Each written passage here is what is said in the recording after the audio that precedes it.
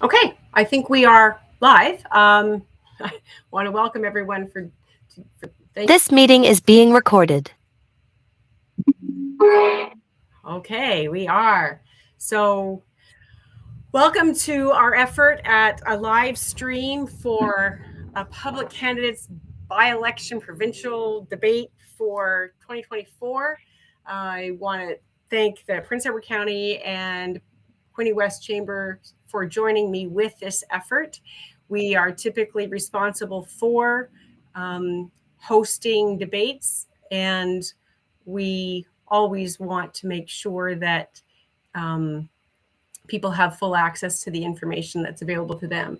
So my name is Jill Raycroft. I'm the CEO for the Chamber, and this is technically the 6th candidate debate in my tenure with the Chamber. Thank you for joining us in spirit, and I also want to thank the candidates who have joined us this evening. At its core, the Chamber was created as an organization to be an advocate for business, and in the past 160 years, I don't know if it has ever been more evident that advocating for business also means advocating for the community at large. There is nothing untouched when business struggles, as we've seen through the past 4 years. And while business has always been affected by red tape, legislation, taxes, business is also affected by healthcare, by education, by housing, and how we are all in this together. Our questions this evening are likely to touch on all of our region's issues because issues for business are also issues for everyone who lives here. We have received questions from the public and source questions from the issues from the community. We have 8 questions in the queue this evening. We do review questions for duplication and relevance, so if you have submitted a question, please listen carefully to the topics we cover. Your question may not be asked as you wrote it, but if it is a provincial issue, we're confident we'll be asking our guests this evening to tell us how their party is planning to deal with it. The seating order, or the screen order, speaking order, was by random draw, and we did do this with a spinning wheel just before going live, and all the candidates agreed to this approach.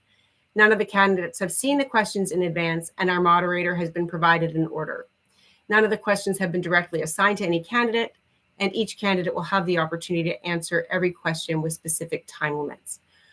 I'm going to welcome Suzanne Andrews, CEO of the Quinte West Chamber of Commerce, to offer some words of welcome before I pass it to our moderator.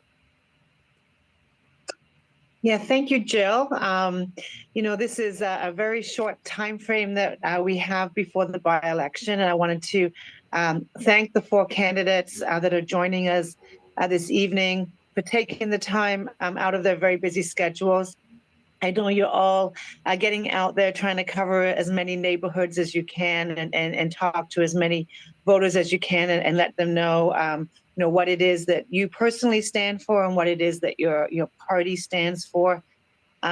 We were talking earlier today amongst the 3 chambers, and more than ever, business issues and social issues are very closely integrated. What is happening out there in our communities is really impacting business owners and their employees. And so there's very few topics anymore that don't directly relate to businesses and what is going on in our local communities.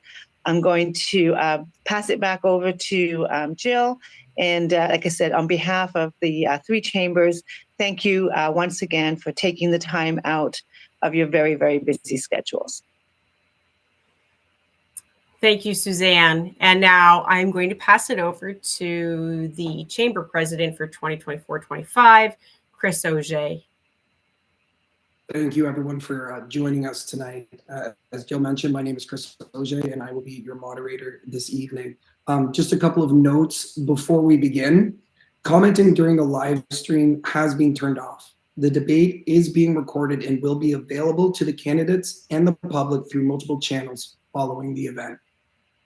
A timer will provide a signal when the candidate has 1 minute left. You will see a green paddle for 1 minute, a yellow paddle for 15 seconds, and once you have used your allotted time, a stop red paddle will appear. We will begin this evening with opening statements from each candidate. As Jill stated, all the selections and appearances have been done at random. Tonight, I'm very happy to welcome our candidates. Tonight we are welcoming Tyler Alsop from the PC Party of Ontario, Lori Borthwick from the Green Party, Sean Kelly, Liberal Party, Amanda Robertson, NDP Party. In this section, each candidate will have 3 minutes for their opening statement. Timing will be monitored by Lisa Grills, and please watch for her yellow and red cards. Candidates will be muted once the red paddle is raised. I want to thank you all again for taking the time to be with us. I'll now introduce our first introduction, Tyler Alsop. Thank you very much, and I appreciate the opportunity to be here. Good evening, everyone, and thank you for watching. I would also like to thank the Belleville Chamber of Commerce, the Quinte West Chamber of Commerce, and the Prince Edward County Chamber of Commerce for hosting this event this evening. I'd also like to thank my fellow candidates for being here and taking part in this important discussion about the future of the Bay of Quinte. My name is Tyler Alsop, and as a lifelong resident of Belleville, where I live with my wife, Jennifer, and 3 children, I have a deep understanding of the challenges and opportunities that matter most to our residents and our families. As the former chair of the Belleville Police Service Board, I made sure that our officers had the resources they needed to keep our community safe. As a former small business owner, I understand the struggles that our business community faces and what it takes for them to succeed. And as a Belleville City Councilor since 2021, I've worked tirelessly to reduce costs for both businesses and families and make sure that we're getting the shovels in the ground that we need to build the homes that are desperately wanted in our community. I'm running as MPP of the Bay of Quinte to keep doing this work and to keep delivering real results for all the residents of the Bay of Quinte. Our government has made real progress over the last 6 years on the issues that matter most to you, whether it's healthcare, education, infrastructure, public transit, and making the investments needed to bring better paying jobs with bigger paychecks to our community. But we understand that there's more work to be done. We've stood strong against the liberal carbon tax, which is costly and makes life more expensive for all of us. We've worked hard to bring better paying jobs and new opportunities to the Bay of Quinte, and we're widening the 401 to cut down on commute times and keep our economy moving. But most importantly of all, we've set a bold goal to build 1.5 million new homes by 2031 to make the dream of home ownership a reality for more of our residents. My focus is on continuing to get things done for the Bay of Quinte. Whether it's fighting for more good paying jobs, making life more affordable, or supporting our local communities, I'm ready to get it done for you. And I'm ready to be your strong voice of local government in Queen's Park and to represent your best interests to the province. Thank you very much. I'm looking forward to the discussion this evening. Thank you, Tyler. Now I'd like to introduce Sean Kelly for his opening statements. Thank you, Chris. And right off the top, I want to thank the Chamber of Commerce, Jill with the crew in Belleville, Picton, and also Quinte West. I know with this snap election by the Ford government, I'm sure they thought you couldn't put this together tonight, but you have. So it's great to be here. First of all, I'm a proud dad. I have a son, Liam, who's a University of Toronto political science student. He's got a few credits to finish his degree.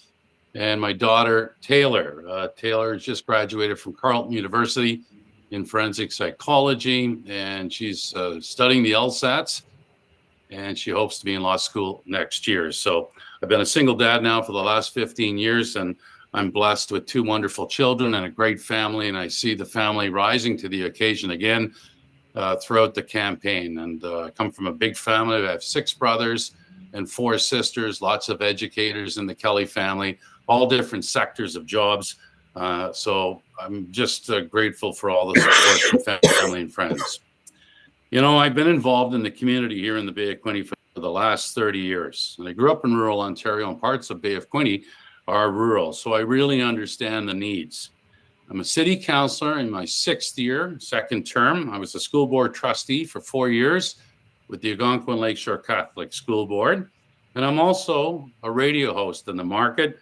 I've coached minor hockey. I've been an umpire in youth baseball, involved in so many community events and charitable events, committee work for the past 30 years. And what that has given me is knowledge.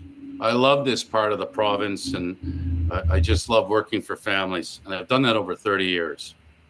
You know, I've spent my entire career listening to our community and connecting with people. I've seen what our region has to offer, whether it's Belleville's rich history, Quinte's proud military community, the county's local business and tourism attraction.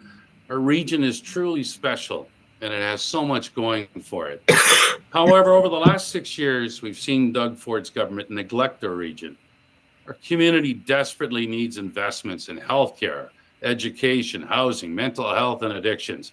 And we're going to get into that a little later tonight when we have more time to share stories and address where they're lacking in funding. I hear it every day at the doors. For the past 2.5 weeks, I've reached out to thousands of people and heard their stories, and some tonight I will share, and they will resonate with you. My work as a trustee in the school board gives me a great understanding of what's happening within the schools, and I'm also part of the Hastings Prince Edward Public Health. Right now in the Bay of Quinte, we have 20,000 people without access to primary care. We're going to address that tonight. BGH has the second longest wait times in the province in the emergency department. I think I'm out of time, sorry, but we're going to come back to a lot of those topics tonight. Thank you, Sean. I would now like to introduce Lori Borthwick.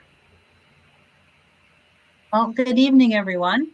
I'd like to begin, as everyone else has, by thanking Jill and the Belleville, Prince Edward and Quinte West Chamber of Commerce for putting this debate together despite the very short timelines of the snap by-election.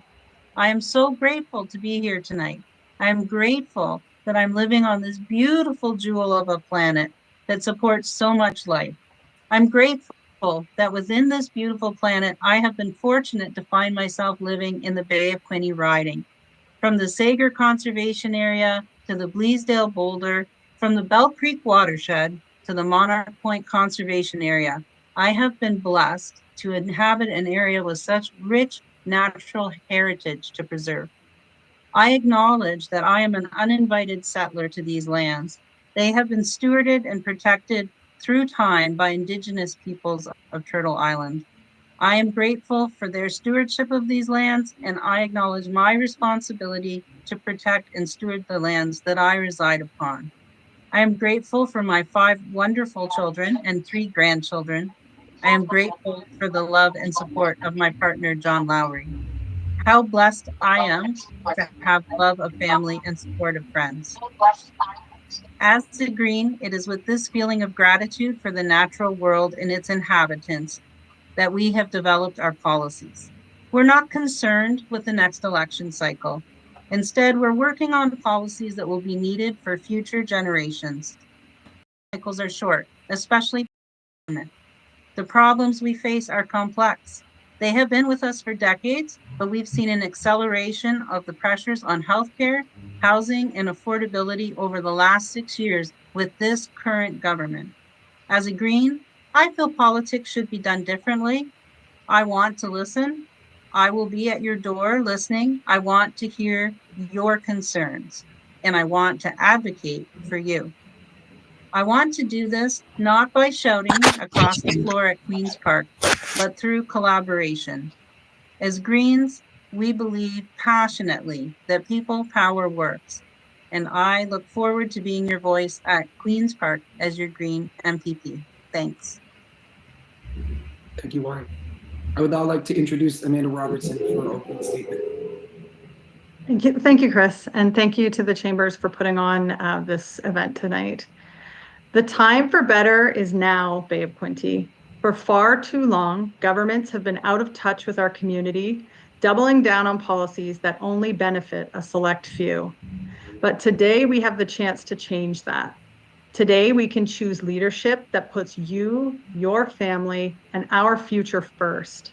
For 6 years, we've watched as the Conservatives have neglected our healthcare system, let rents soar, ignored the needs of our schools, and who has paid the price? You have, our children have, our seniors, our small businesses, all of us have. I'm Amanda Robertson, a mother of 3, a school board trustee, a basketball coach, a farmer's daughter, and someone who deeply loves this community. I'm running to be your voice because you deserve a representative who understands what life is like in the Bay of Quinte, not from inside an office, but from the outside, in the community.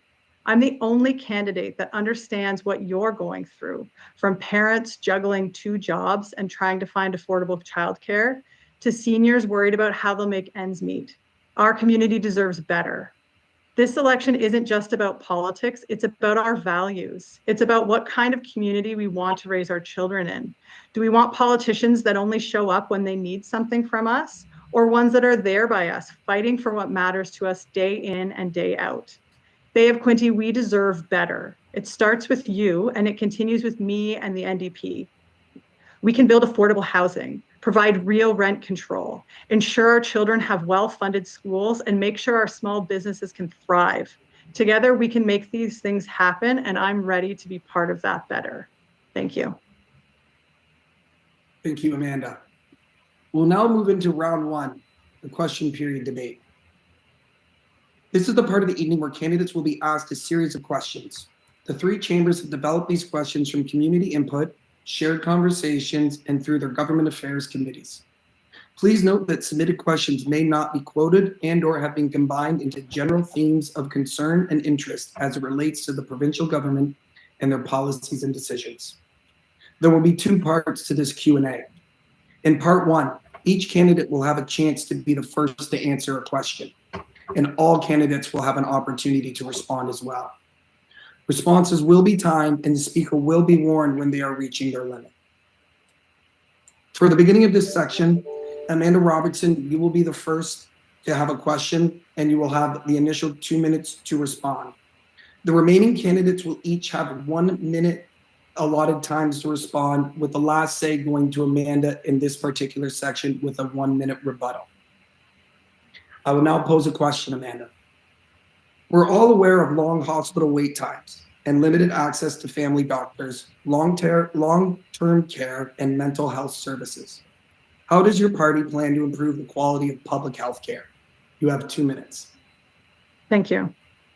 So this question is obviously very timely. This is something that we are hearing at the doors time and time and time again. We've yet to knock on a door where somebody has said that the family doctor shortage has not touched them in any way, or hospital wait times have not touched them in any way. An NDP government would invest in public health care. And really, the only way to solve all of these problems is to make real investment into the system. And so building new shiny hospitals is wonderful, but when they open over capacity and under-resourced and understaffed and underserviced, the patient care is just not there. So an NDP government would partner with our healthcare workers to ensure that we're creating environments that are safe and supportive for them to be able to deliver on patient care. So investing in family health team models, recruiting and retaining, most importantly, retaining our family doctors that we have here in this community and our primary healthcare providers.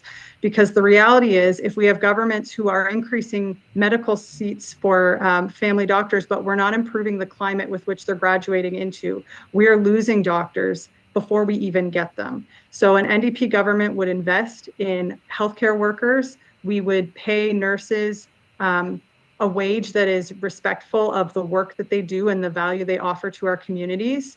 And we would invest in those human resources that are so necessary to keep our system afloat. Thank you, Amanda.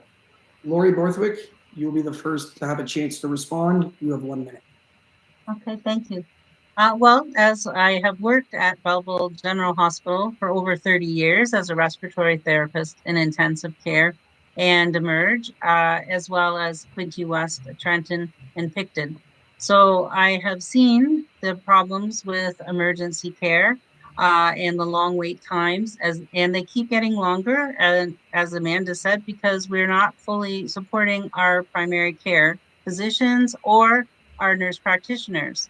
We do need more spaces at school to have more positions filled, but we have to make it, many of the doctors going through medical school, they're not picking primary care because the job is too onerous, they don't get paid enough, and they have too much paperwork.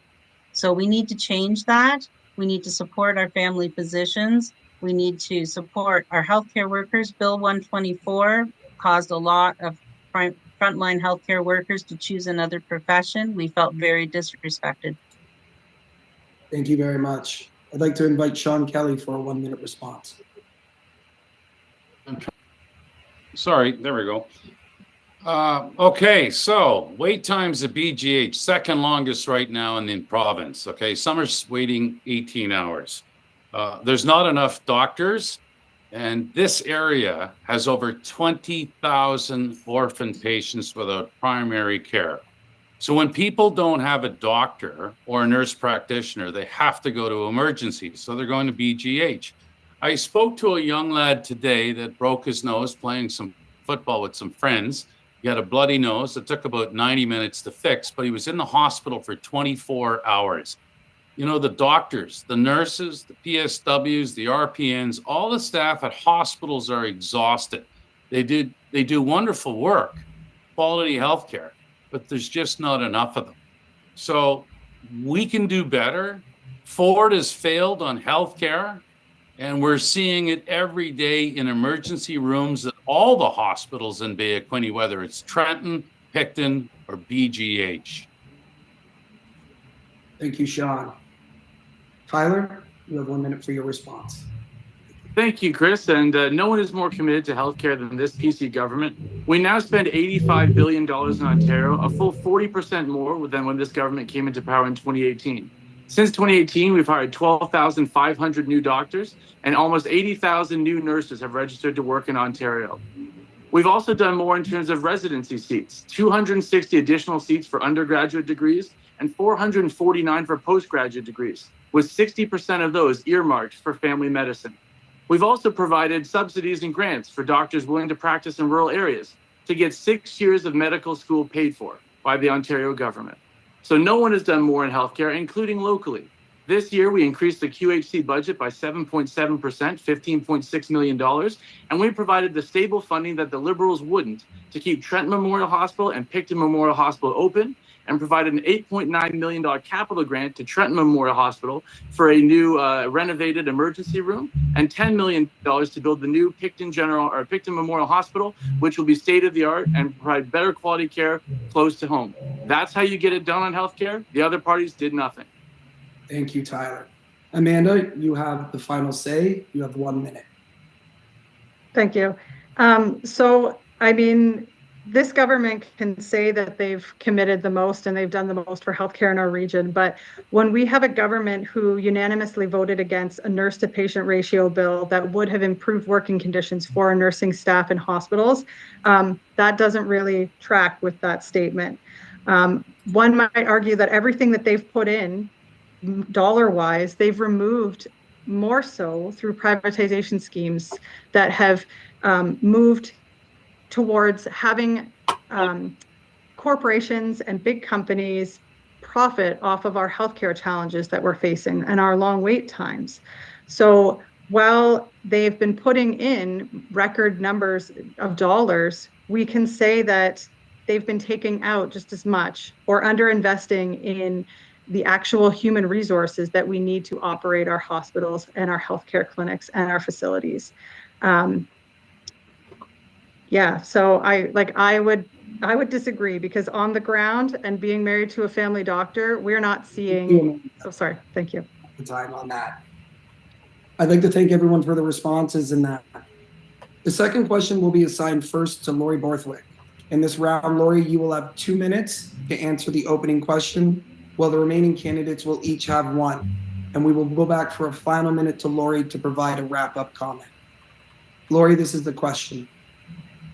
Ontario has spent decades underfunding and or dismantling critical services such as healthcare, education, and support, with many of these being downloaded to the municipality. How is your party prepared to reverse the download of these critical services? You have 2 minutes. Thank you, Chris. That's a great question, and one I feel passionately about. As we've seen with our mental health crisis, addictions crisis, and our homeless crisis in the Bay of Quinte, our municipalities are having to beg for money and support from the provincial government and the federal government. For a long time, we have seen a diminishment of money to our municipalities. The province has downloaded costs for highways that are now county roads, and they continue to do that for all of these issues. And as Greens, we know that our municipalities need support. So we would stably fund them. We would upload the costs back to the provinces in many cases and ensure an increased funding to 50% for affordable housing. So we do have a plan to stably fund municipalities because they're the ones on the ground that know the problems in their areas. So if they can get the money, then they can do their job. If we don't give them the money, they won't be able to do it. And when the current government does their little announcements of money coming into our riding, I want everyone to remember that that is our money. It's our money. We're Ontarians. We're the ones that pay the taxes. And so why should we have to beg for money for our area? It should just be spent as a matter of course. Thank you. Thank you, Laurie. First to respond will be Sean Kelly. Sean, you have 1 minute. Thank you, Chris. Good question. I was recently in Ottawa at the AMO conference. That's the Association of Municipalities of Ontario. There are 444 municipalities, and my colleague on council, Tyler Alsop, was not at those meetings. And that was the topic of conversation, was the downloading by the provincial government to the municipalities. All 444 had the same answer. We can't continue to do it. I'm going to look at County Road 49 in Picton. I spoke to Mayor Steve Ferguson last week. Right now, they need $30 million to fix County Road 49. It's a major artery for tourism. The residents of Prince Edward County use that road all the time. We need the government to step up. Municipalities can't afford it anymore. They've sent that message to Ford, and we get nothing back. Thank you, Sean. Tyler, you will be next to respond. You have 1 minute. Well, thank you very much. I think I already addressed the significant and historic funding in healthcare. So let's talk about infrastructure. Our government has put forward a plan to do $190 billion of infrastructure projects across Ontario over the next 10 years. And Sean brought up County Road 49, and I'd like to talk about that. Because the other day he said that if he was elected, he would get it entirely funded by the province.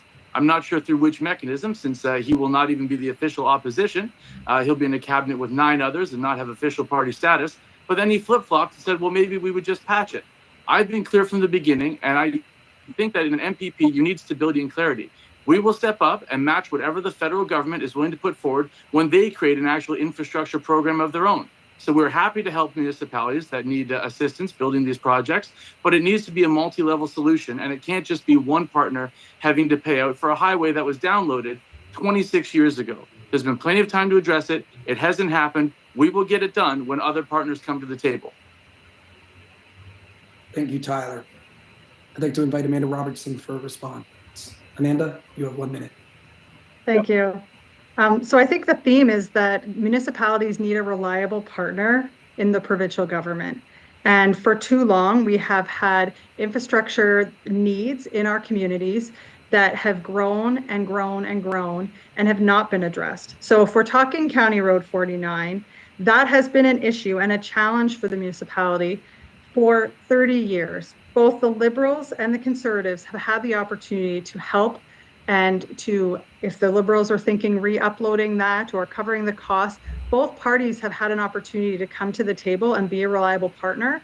But the reality is they haven't.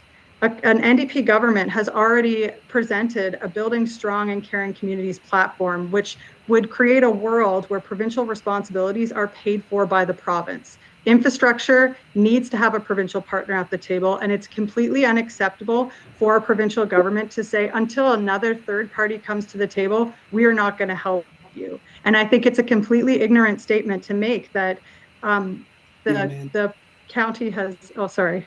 I'm sorry. We've That's okay.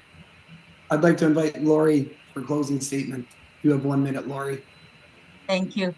Well, I do take a little bit of exception to the significant healthcare funding that Tyler that they have put into the system, because in many cases, as a longtime union member and worker in the hospital, what they have done is privatize and put a lot of money into privatization of long-term care, home care, and now surgery clinics. We have ORs that are open at night. We have MRIs that are open at night. We have CT scans that are underutilized at night. We don't have the funding to run them in the public sector. And that is, they give more money to the private sector. And then that is just a poor use of funds, poor use of funds. And also, I will say that when you say to Sean Kelly that if he was elected, that he wouldn't get any money to fund Highway 49, I would hope that our current government would support the Bay of Quinte no matter what their choice is September 19th. Thank you, Laurie. Thank you, everyone, for your responses on that question. The third question will be first assigned to Sean Kelly. Sean, in this round, you will have the first 2 minutes to respond, with each other candidate having 1 minute in the middle to rebuttal, with the final say going to you for a 1 minute response. Here is your question. The Bay of Quinte region is experiencing a significant demand for skilled workers, particularly in healthcare, construction, hospitality, and manufacturing. How is your party positioned to support local secondary and post-secondary institutions to ensure the education system is effectively preparing graduates to meet the demands of the workforce and to support the future economic growth of our region?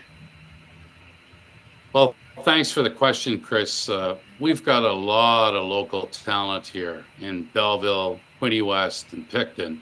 It's interesting that I get this question because I just spoke to an individual today knocking on doors that he just graduated like an accounting program from Loyalist College. He's in his 60s. He went back to school and he's got himself a job. He's got a few clients and he's building his business. So that's a success. I know the work that Loyalist College puts in with their partnerships with the community. As the Economic Development Committee chair for the city of Belleville, I work closely with many of the different stakeholders that have a keen interest, whether it's Chris King and his team at Workforce, Loyalist College, Mark Kirkpatrick. I know the successes that are happening there. I do want to bring back the health file. We have Loyalist College graduating lots of PSWs, and we saw the work of the PSWs throughout the pandemic. Long-term care, as a member of the long-term care committee for Hastings County, I can't speak just so highly about the work of the PSWs and the RPNs that are graduates at Loyalist College. So small business, workplace development, skilled trades. I was speaking to educators from Algonquin Lakeshore Catholic School Board and Hastings Prince Edward Public School Board. Their challenge in education is Ford has dropped the ball. I had that conversation this morning. They've moved away from technology. All of those skilled trades that should be taught and given the opportunity to the high school kids is not happening anymore. We know it's good paying jobs. They're rewarding financially, but Ford is just not interested in working with youth, high school students to get them the skills and the interest to move into the skilled trade sector. Thank you, Sean. Tyler, I'd like to invite you to be the first to respond. You have 1 minute. Thank you very much, Chris. And we've once again made record investments in education. We're at $29 billion now, which is up 30% from when we came into office in 2018. And we've had great partners in this community like Elevate Plus and some more programs. We put forward over $2.6 million to help educate 1,200 workers in our communities for new careers that exist today and for the new industries that we hope to bring into town tomorrow. So we've been very committed to education, very committed to having a skilled workforce, because we understand that it's one of the major things that companies look for when they want to invest in an area.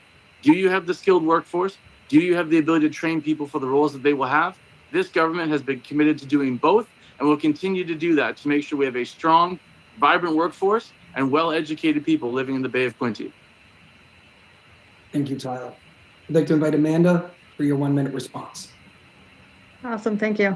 So this government will say that they have increased their number of funding at record amounts.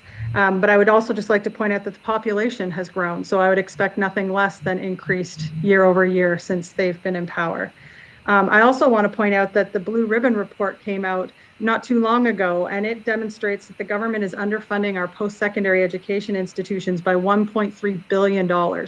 So we currently have a crisis right now, and the government is turning their back on our colleges and universities with respect to helping them navigate this crisis, especially with the federal cap on international students, which is a main source of income for colleges like Loyalist that have had to turn to their international student population just to keep their doors open and their lights on.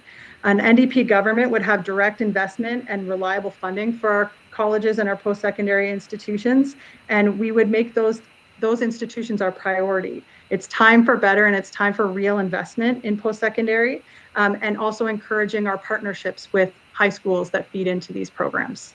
Thank you, Amanda. Lori, I'd like to invite for your response. You have 1 minute. Thank you. Thank you. Well, I will say that it's funny. We have all this increased funding for education. With an increased population, our population has grown considerably over the last 6 years, and the cost of living has increased, and the cost of all of the components within that. So we need to put the money in programs, especially our post-secondary. As Amanda stated, most of our post-secondary institutions are either on the verge, some of them, like Queen's University, cutting programs, on the verge of bankruptcy. Loyalist College having to go and get as many international students for which they can charge as much as they can afford to pay to fund their programs.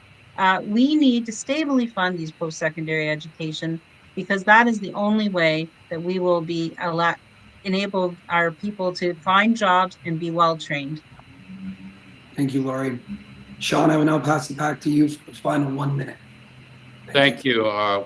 The value of an education, you can't put a price tag on that. We know that if you're well educated, and particularly in the skills trade, Quinte home builders, building homes here in the Bay of Quinte are always looking for skilled trades workers. Instead of bringing in carloads of people from Toronto, let's get people in our own backyard taking those skilled trades positions. And I want to talk about the municipality here. We're recruiting nurses, doctors, and PSWs. We have the talent here. We just have to invest, I believe, starting in high school, bring back those technology programs, or the trades, soft trade skills programs in high school, and build from there, and post-secondary successes. We're going to be okay. We won't be in the crisis that we are right now under the Ford government.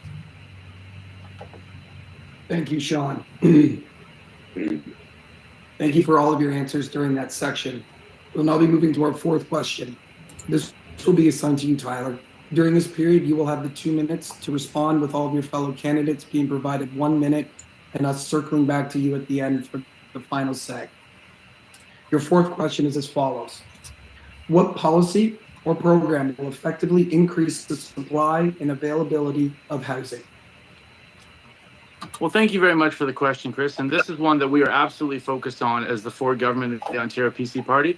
And no one has done more than us in the last 30 years in terms of new housing starts over the last 3 years, as well as a record last year in the number of purpose-built rentals that are being built. And we've done a number of things, whether it's the Housing Enabling Water Systems Fund, which we saw a grant $18 million for Wellington the other day, to help make sure that their water processing plant can handle the new homes coming online without having to charge additional fees to existing ratepayers. So that program has been a godsend to a lot of these communities who need to get the water infrastructure in the ground before they can start building the houses. We also have to look at the Building Faster Fund, which Belleville was a recipient of for hitting their housing targets. And this is a very important part of the building 1.5 million homes, is that it's a measured approach with targets for municipalities that hold them accountable to their numbers and reward them for good performance. We received $1.24 million from the Ford government. We put that into a pumping station for the Loyalist secondary plan area, which will help facilitate water infrastructure to build up to 9,000 new homes in that area. So if we keep investing in the Build Faster Fund, the Housing Enabling Water Systems Fund, we keep cutting red tape and reducing costs for developers, we're going to be able to get our goal of 1.5 million homes done. And we're the only party who's made a firm commitment to doing that and has an actual track record of getting it done. Thank you, Tyler. Amanda, I would now like to invite you for a 1-minute response. Yeah, so housing policies under the current government have driven rents to unmanageable levels and have created a chronic shortage of affordable housing. So this is affecting everybody in our community, from families, young people, seniors on fixed income. I spoke with some seniors with the Canadian Association of Retired Peoples the other day, and they pointed out that there are a lot of their members who are struggling to downsize because they can't afford to buy a smaller home. So people are stuck living in homes that are not appropriate for them and not appropriate for their needs because they can't afford to move elsewhere. An NDP solution would introduce real rent control measures and heavily invest in diverse set of housing options that includes public housing, co-op housing, and non-for-profit housing projects.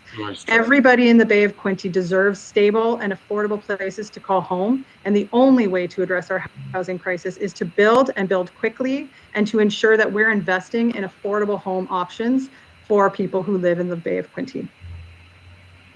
Thank you, Amanda. Sean, I would like to invite you for your 1-minute response. Thank you, Chris. Well, you know, the costs and the rent control, there's so many different things. One of the first things Ford did was eliminate rent control. Ontario does have that housing crisis, and the Ford government has done nothing. Hastings County, if you can believe this, folks, Tyler's talking about the investment and $1 million. Here's the reality in our own backyard. Hastings County putting in a 32-room unit building in Trenton, in Quinte West. And they have received, I know you're not going to be surprised by this, $0 from the Ford government. So Hastings County is going alone on this again. That announcement last week, Connor Dory, Chief Administrative Officer at Hastings County, know him well, attend the meetings, $0 from the Ford government. So when you talk about affordability, Tyler, you're not speaking to the people. Thank you, Sean. Lori, I'd like to invite you for your 1-minute response. Thank you. Well, first I'd like to point out that the Wellington Water Project is estimated to cost $105 million, and they only received $18 million. And that is to service a huge number of homes going in on some land that maybe not the best choice. We need more infill development. There is room within municipal boundaries to build 2 million homes in Ontario, and that would be less expensive. It costs 2.5 times as much money to develop in the outlying areas where we don't already have services. And Picton Harbor is where the water comes now. And we've just had rumors that there might be an MZO for an industrial usage there. And the people there are quite concerned about their water quality. And so having, the government on one hand say build faster, the houses we see built are not the houses that people that living here can afford. Thank you, Lori. Tyler, I'll pass it back to you for the final say. You have 1 minute. Well, thank you very much, Chris. And as I said at the beginning, no one is more focused on building more housing than this PC government is. We led the charge to remove the HST on purpose-built rentals. We eliminated municipal fees for building affordable and nonprofit housing. We grew the Canada Ontario housing benefit. We also, as I said, in the last 3 years have had more housing starts than we've had in the last 30, including 15 disastrous years under the Wynne government and the NDP's only tenure from 1990 to 1995 under Bob Rae, which went so poorly they were never invited to do that job again. We've also, in the last year, built more purpose-built rentals than at any time in Ontario's history. We've made a goal, we've committed to it, and we are getting it done for the people of Ontario. And that's the end of the story. Thank you, Tyler. That'll conclude our part 1 of this evening's program. We will now switch to our second round of questions. There will be 4 questions, and candidates will have 1 minute each to answer all 4 questions.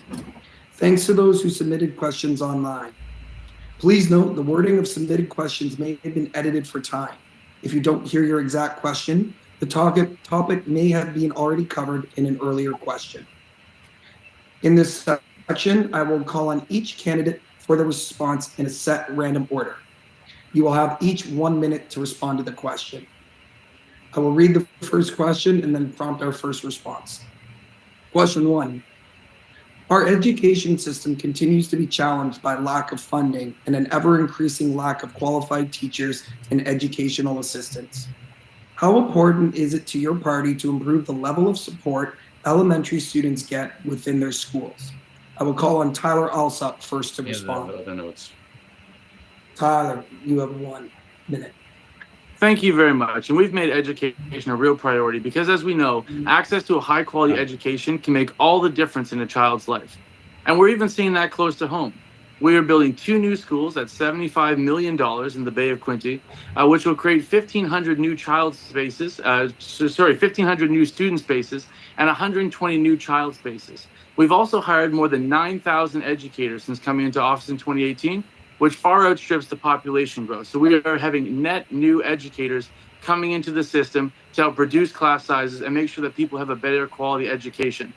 We also made significant changes in terms of reducing the amount of distractions in the classroom, getting cell phones out of there, getting vaping out of there, which were rampant under the previous Liberal government. We're going back to common sense and making sure that children get the education they need. We also extended the Ontario Youth Apprenticeship Program all the way back to grade 9. So when we were talking about skilled trades earlier, we're making it easier for kids to learn those while they're in school. Thank you, Tyler. Amanda, I'd like to invite you next to respond. You have 1 minute.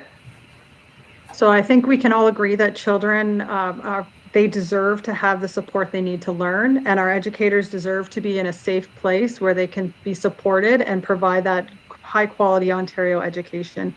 I think an NDP government would partner with our schools and our school boards to give them what they need. I think our Conservative government would like to say that they're investing heavily and the most they've ever done. But if you've been into a school at any point over the last 6 years, you can see that the story that is being told there is a very different one.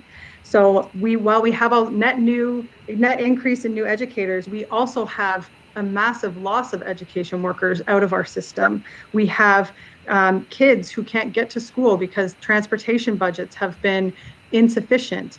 Boards that are having to make really tough decisions to get kids on buses to schools versus have supports there in the classroom. So an NDP government would ensure that we increase the funding for education so that we can provide the high quality education experience that our kids deserve.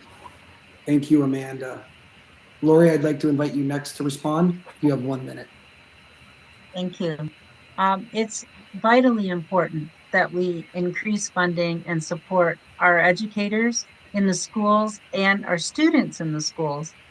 Education, any dollar you invest in education is going to pay you back multifold at the end, because those are people that can fully work within the system and find jobs and start businesses. So it's vitally important. We plan to cap class sizes so that teachers will not have as large of classes. And we plan to increase infrastructure spending and ensure that all schools are brought up to standards. They need to have air conditioning. They need to have good ventilation systems. These are the things that we'll be needing going forward as the climate gets hotter and hotter. We already had a huge heat dome in June, and here the kids are just sweltering in many of the schools because a lot of them only have 1 or 2 rooms that are air conditioned. So we would see that be quite a change going forward. Thank you, Lori. Sean, I'd like to invite you for the final statement on this question. You have 1 minute. Education struggling right now in crisis, but thanks to the principals, the teachers, the support staff for continuing to go to school every day and wanting to teach that little student that's in their class or high school kid. I'm going to focus in on Hastings Prince Edward Public Education, 15,500 students, lacking support staff. Teachers haven't had a raise in a while. We talk about busing. The thing about busing, get your child to school. That's where they learn. They build friendships and relationships. That's all part of education. But Hastings Prince Edward Public School Board this year for busing, will be taking $2 million out of their budget to pay for busing. Last year, it was 1.7 million. The year before, 800,000 out of the budget, where that money could be used for more staffing, more resources. There's lots of challenges in education. And it comes back to the Ford government not supporting them with enough money. Thank you, Sean. Thank you all for your answers during that first question. Question 2 will be the same format. I will select each of you at random, predetermined random for your answers. Question 2 is, do you believe changes to the Conservation Act have been necessary to support development? In this round, I'd like to ask Sean Kelly to open with his 1-minute response. Well, you know, conservation, I was on the Bay of Quinte Conservation Board for 4 years. And boy, did I get an education from Brad and Tammy and the team there. And I had a chance to learn of the good work of conservation. We saw this in Toronto where Ford trying to, you know, treat his rich buddies, the Greenbelt, and get homes in there. But he heard the roar of Ontario saying no, and let's have respect for our land. And we see it on occasion cropping up here in Bay of Quinte. You know, there's 18 municipalities in the Bay of Quinte region that come under the Quinte Conservation. And the work of the conservation, sorry about that, in all of our riding is important, whether it's wetlands, floods, all of that is really important. And I don't think they get the recognition from the Ford government or the respect. Thank you, Sean. I'd like to next invite Lori for a 1-minute response. Lori? Thank you. Yes, our Conservation Authority has been exemplary to work with. They are trying to make sure and ensure that people's houses are safe, that they're not flooding, and they're also every bit of natural area and land, marshland, wetland, it's like a sponge. We have a heavy rain event, it's going to absorb the water like a sponge, hold it, and then slowly release it safely. If we pave over all of these important wetlands and all of these important natural areas, we're going to have even worse flooding. Look at what's happening in Toronto. Look what happened even in our own Bay of Quinte this summer. 1 hour of rain and we had flooding and we lost power. So we can do better than that. We need to plan for infrastructure. But our conservation authorities are underfunded, almost not funded at all by the provincial government. They're funded by municipalities. They serve an incredibly important service. And I think that as Greens, we would reinstate all of their Thank you, Lori. Amanda, I'd like to invite you for your 1-minute response. Sure. So Sean alluded to the roar of Ontario with respect to the Greenbelt, but I would like to correct that was actually the roar of Marit Stiles and the NDP that really called for accountability with respect to reversing that Greenbelt decision. We need to ensure that we are good stewards of our land and to ensure that farmland is protected, because when we start messing with conservation and conservation authorities, that has impacts on farmers' abilities to ensure that their land is protected and also to ensure that they have good abilities to grow crops and they're not struggling with flooding and floodplains that sometimes happen when we don't take care of our conservation. We also need to respect our conservation authorities because they need a reliable partner in the provincial government and one who values and respects their expertise. Thank you, Amanda. Tyler, I'd like to invite you for your 1-minute response. Thank you, Chris. And I just want to open by saying that I have tremendous respect for all the people that work in conservation in our area, that keep Ontario a beautiful place to live, work, and play.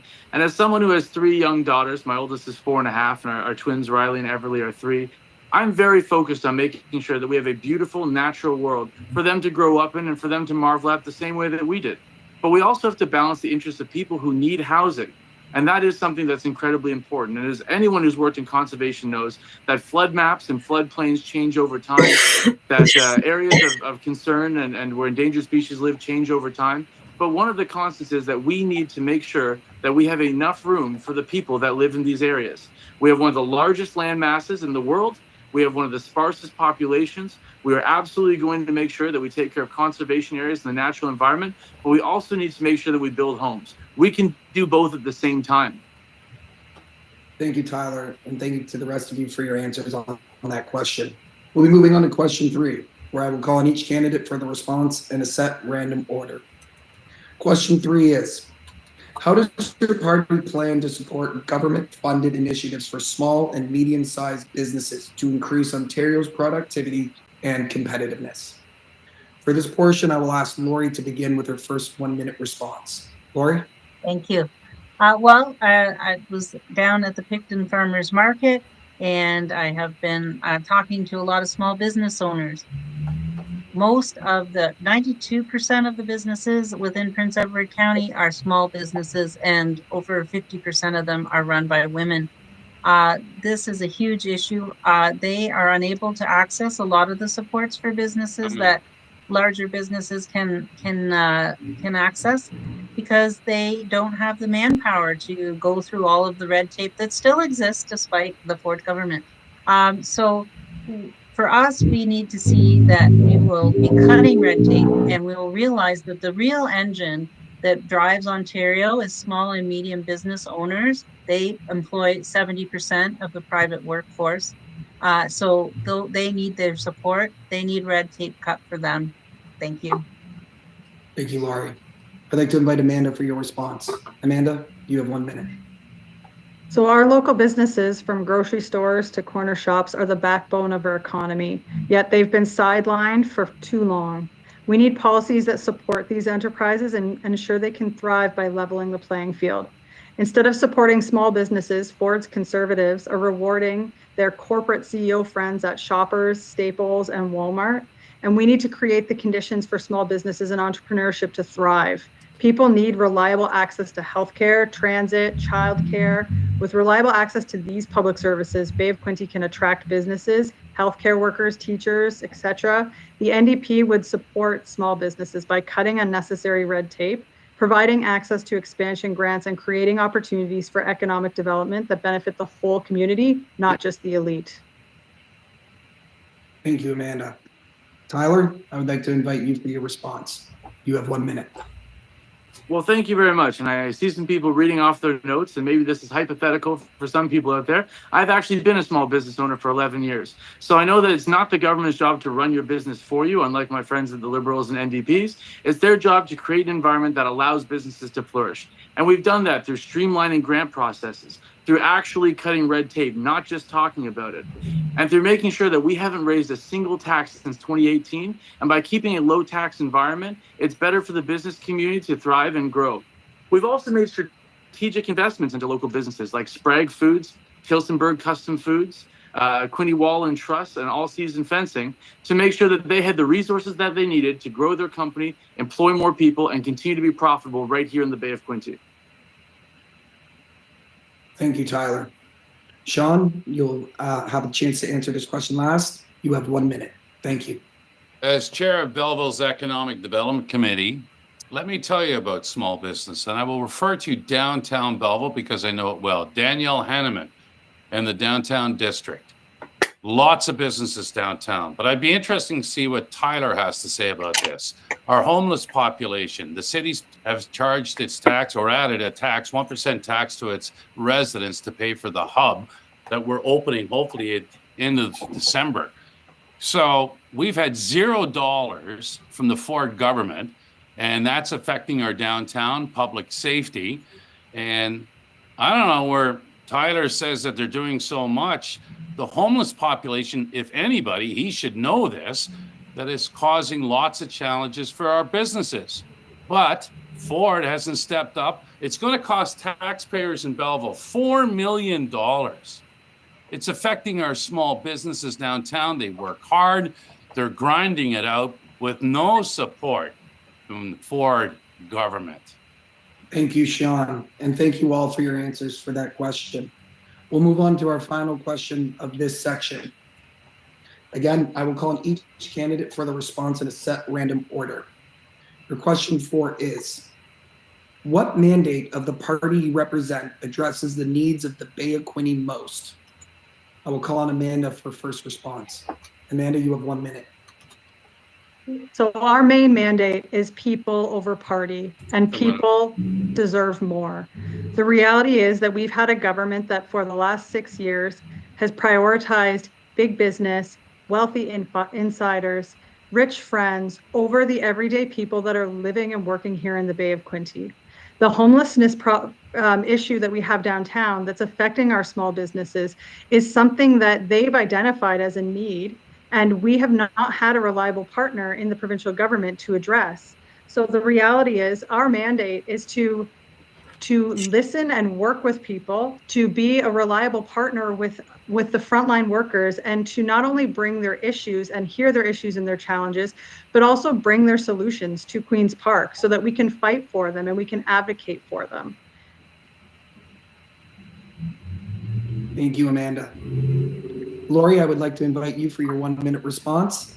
The floor is yours. It was very hard for me to choose something. But the thing that I think is most important right now is our homelessness crisis. We have a lot of unhoused folks and they need support. And the municipalities are not getting that support. And as Greens, we know that that's an issue. We will create stable funding. We will increase funding by 50% to deal with the homelessness crisis. Because when people are unhoused, it affects everyone. It affects all of us. When we see those people suffering on the streets, we're all affected. And we can't allow that to happen in our beautiful Ontario. We can do much better than that. So municipal funding, so they can deal with the problems on the ground, is I think the way that as Greens, we would help the most. Thank you, Lori. Sean, I'd like to invite you for your response. You have 1 minute. Thank you. Thank you. Thank you, Rick. Lori, thanks for your compassion too. I can hear it in your voice tonight. I really appreciate that. So homelessness is an issue, hasn't been addressed, costing taxpayers more. No solutions or no partnerships from the province. Over 20,000 people in the Bay of Quinte area don't have access to primary care, a doctor, a nurse practitioner, 20,000 plus. I hear it every day on the thousands of doors I've knocked on that said, I don't have a family doctor. I'm driving to Fort Erie, Ajax, Barrie, Belleville, Quinte West, and Picton is a growing community. People are coming here to retire, work online from home. They love it, but they can't get a family doctor. When you hear stories of, I haven't had a doctor in 7 years, I can't get into the nurse practitioner's clinic. I mean, how do you attract people to your community if you have healthcare and education and parks and recreation? We know those are the top 3 things that attract people to your community. Thank you, Sean. Tyler, I will ask you for your response. You have 1 minute. Thank you. Thank you, Chris. And as Lori said, hard to pick one, so I'm going to take housing. I'm going to split into 2. So firstly, we've got to get more homes built faster. And that's what we've done in a targeted, measured approach that holds municipalities accountable and rewards them for hitting their targets on our way to building 1.5 million new homes by 2031 to ensure that the dream of home ownership becomes a reality for more people. On homelessness, just came out with heart hubs, 19 of them across the province, $378 million investment, homelessness, addictions, recoveries, and treatment centers. What these will do is help people get medically detoxed. They'll be able to stay in the center while they're doing that. They'll transition to one of 20 available highly supported housing beds afterwards, so they can get back on their feet, get rehabilitated, get back out in the community. People are saying that there's no investment for homelessness. We already do $8.2 million a year through our partnership with Hastings County. These heart hubs will be an additional net positive for the community, helping people get off drugs, get their lives back, and get back to work out in the community. And that's how we're going to get it done on homelessness and housing. Thank you, Tyler. And thank you all for participating in the question portion of our debate. You have had equal time to present your party's position on a wide variety of topics, and hopefully also confirm the issues that the Bay of Quinte Riding residents are concerned about. The Chamber relies on its membership and our connection to the community to inform us of the challenges they face. We are a nonpartisan advocacy group and look forward to working with the successful candidate following the election. I will now invite the candidates to make their closing statements. They will each have 2 minutes. The order has been selected randomly. I'd like to invite Lori Borthwick for a closing statement. Lori, you have 2 minutes. Thank you, Chris. Well, I want to thank everyone who's online for joining us tonight. And the presidential debate for the U.S. is coming up later, so this is just a little warm-up. This election is a chance to let the current government know what you think about the direction that they are taking. I feel uniquely qualified to represent this riding. I've had over 30 years of frontline healthcare work. I have seen and heard firsthand the issues of so many people are facing. I've seen the cracks in the system. As an environmental advocate, I have led protests and marches to support our natural spaces. I'm aware of the importance of protecting our natural heritage. As a National Farmers Union member, I learn more each day about the needs of our local farmers. And farmland is disappearing at over 300 acres per day in Ontario, and that is not a renewable resource. And as a CARP member, I can advocate for the needs of seniors, unfortunately, at my age. And as a concerned grandmother, I understand the importance of limiting pollution and greenhouse gases for future generations. I can't promise you a buck of beer. I can't promise you liquor sold in every corner store, some near schools, but I can promise you I will focus on the needs of our riding. I will focus on housing that fits the needs of everyday people, healthcare with a focus on access of primary care, and plans to support true affordability. On September 19th, you can vote for a better way of doing politics. You can vote for a green and caring economy. You can vote for Lori Borthwick. Vote green. It's time. Thank you, Lori. I'd like to invite Amanda Robertson for her closing statements. Amanda, you have 2 minutes. Thank you. This government has had 6 years to address our needs, but looking around the community, our needs are not being met. The crises we're facing in healthcare, housing, and education didn't just happen overnight. This September 19th, you have the opportunity to make an exciting choice, a choice to elect someone who will show up for you, a choice to elect a representative who will fight for Bay of Quinte, not for big corporations, not for wealthy developers, but for you, for your family, and for our community. This election is about more than just today. It's about the future that we want for our children. It's about giving them the education they deserve, the healthcare they need, and the chance to grow up in a place that cares about them as much as they care about it. Bay of Quinte, you deserve better. You deserve a government that listens, a leader who cares, and a representative who will work every single day to make life better for all of us. I'm Amanda Robertson, and I'd be honored to be your voice in Queen's Park. Let's make life better together. On September 19th, vote NDP and vote for a community that works for all of us. The time for better is now. Let's build it together. Thank you, Amanda. Tyler, I'd like to invite you for your closing statements. You have 2 minutes. Thank you very much, Chris. And in this election, we have an important choice. And I think as we've heard tonight, many of the fellow candidates that have spoken this evening have been focused on the Ontario PC Party and Doug Ford, and indeed at times in this discussion myself. But I hope what you've heard from me is that I am focused on you. I'm focused on the priorities that matter to your families. I'm focused on the investments that are important to your businesses. I'm focused on the future of our children, having 3 myself, and it matters to me the type of community that they grow up in. I'm focused on making sure that people get off the street and get their lives back. I'm focused on making sure that we continue to bring economic growth and prosperity to this region and attract new employers and higher paying jobs. I'm focused on making sure that we improve our healthcare system, our education system, and that we continue to make significant investments in the infrastructure necessary to build more homes, to bring the reality of homeownership closer to so many more of our residents. And I have the experience to do it as a father, as a city councilor, as chair of the police service board, as a former small business owner. I know what it takes to get it done, and I'm committed to getting up every single day and working as hard as I can for all of the people of the Bay of Quinte. So in this election, you have a choice. Do you want an MPP who's willing to hit the ground running, is willing to work with this Ontario PC government and Doug Ford to get things done? Or do you want an MPP who's going to sit in opposition, who's going to parrot party slogans and denounce the very opportunities and supports that this community needs? That's the option before you, and I urge you, this September, whether it's in the advanced polls from the 8th to the 13th or on election day on September 19th, please vote Tyler Alsop as your next MPP of the Bay of Quinte and send me to Queen's Park to advocate for you. Thank you, Tyler. Sean, I'd like to now invite you for your closing statements. You have 2 Thank minutes. you. Thank you, Chris. I think we just heard from the king of party slogans tonight. You know, Tyler mentioned in his last statement about the homeless situation, and it really resonated with me.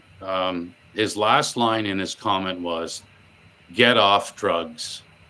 He said, "Get off drugs."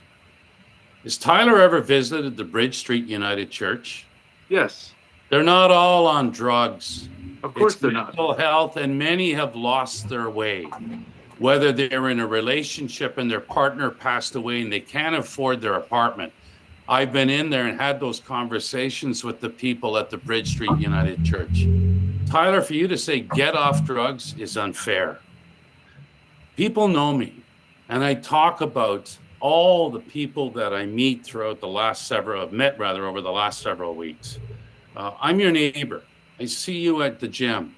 I've been your city councilor and so fortunate to do that now for the last 6 years and work in the school system for 4 years prior to that. My kids grew up in Belleville. It's, as a dad, when you go out and you knock on a door and you get a wonderful response and they say, is that Taylor, is that Liam? Because they've heard their journey going through elementary and high school and their first date and getting their driver's license with me. I've shared my life with Bay of Quinte. All I know is that we need someone to stand up to Doug Ford, and I can deliver that for the Bay of Quinte. I feel blessed to be a councillor and to have worked for the Morton family for 30 years and get to know you on a personal level. And I know I have the experience and the compassion. And I haven't given up on hope for people in the Bay of Quinte that are having some serious challenges due to lack of funding and support from the Ford government. So I'm hoping on the 19th or the advanced poll starting tomorrow, Thursday and Friday and into the weekend that you support me. Thank you so much. Thank you. I want to thank all of you candidates, to each and every one of you, for your time and dedication to participating in tonight's debate. I trust you have found it an opportunity to share your party's platform and how it relates to our Bay of Quinte riding concerns. That will end my portion of the evening. Thank you all for your participation. I would now like to invite Duarte Da Silva, CEO for the Prince Edward County Chamber of Commerce, to offer a few words. Thank you. Thanks, Chris. On behalf of the PEC, Belleville and Quinte West Chambers of Commerce, thank you all for joining us online. We'd like to thank the candidates, Tyler Alsop, Sean Kelly, Amanda Robertson, Roy Barthwick, for taking the time to join us tonight during what must be a hectic campaign period. As a reminder, the advanced voting is open until September 13th. In-person voting at returning offices ends on September 18th at 6 p.m. You may also vote by mail and receive your packages by September 13th. And of course, vote on election day, September 19th from 9 a.m. to 9 p.m. For more information, visit elections.on.ca or call the returning office at 1-833-405-1873. Voting is one of the most important things that citizens can do to express their ideas and preferences, said Sandra Rain, a political scientist. Democracy does not implement itself, nor does it remain strong and healthy without underlying values and a firm will to apply and enforce them. Democracy is much more than holding elections. However, free and fair elections are one of its most fundamental conditions, as Elections Canada notes. Whatever party you support, get out and vote. Thank you. All right. I think that's got it. And thank you all. Yes, thank you all for joining us this evening. And thanks for all of you who joined us online. I think we crested almost 280 people at one point, and we kept a lot of them for at least most of the hour. And perhaps we should have assured them that they would be done before 8:30. And here we are at 8:20. Thanks again. All the best with the pounding of the pavement. I know campaigning is a lot of work, and thank you all for being committed to your community and interested in serving in this way.